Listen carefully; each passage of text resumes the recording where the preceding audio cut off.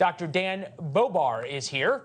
Bober, certified in general psychiatry, 15 years of experience. I just want to start at the very, very beginning.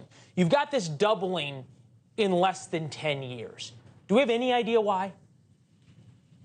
Well, different studies have looked at this, and the results have been mixed. Some have said maybe it's a social contagion effect, but then there are studies that say the complete opposite. Is it because of social media? Is it because of the media in general? Is it other kids in school that are influenced in some way? We just don't know. But what we do know is what you alluded to in the beginning, which is they face much higher rates of mental health challenges, higher rates of suicide. They're about twice the rate of being bullied, 3 times the rate of dropping out of school. So this is not just an LGBTQ problem, it's a societal problem, and it's something that we have to take seriously.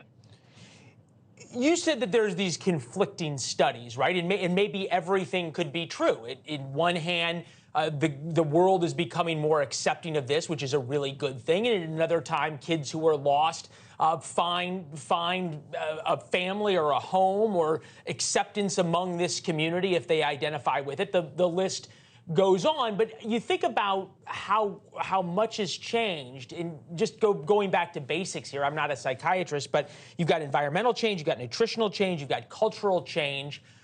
Is there a real desire by the scientific community?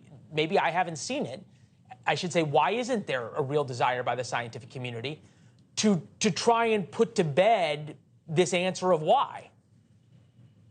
Well, I think more important than why is what are we going to do about it? I mean, I think we need to be creating an environment of inclusivity, positivity, and acceptance.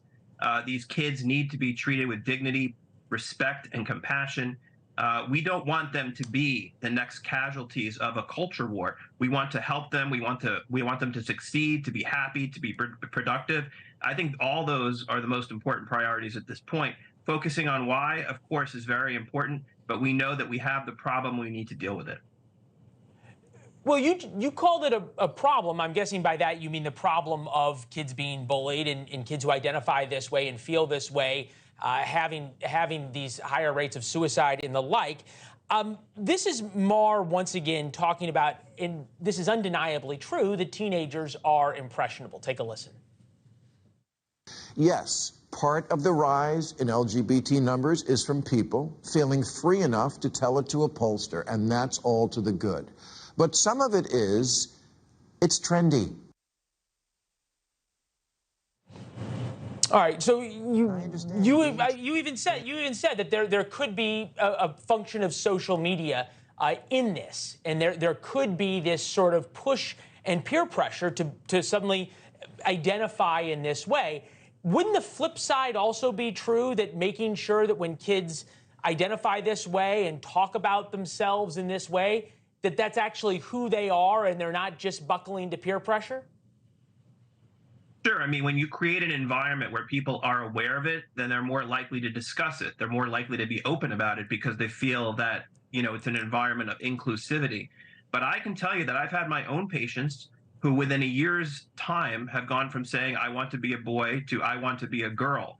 So I think we need to give time for these things to evolve and not just make decisions that are going to be permanent and irreversible. It's very important to study the problem and really gather data before we make any snap judgments and do things that we may end up regretting.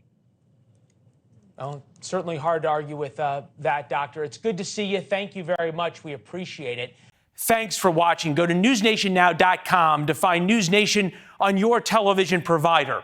And don't forget to subscribe. Click the red button to get more of NewsNation's fact-driven, unbiased coverage.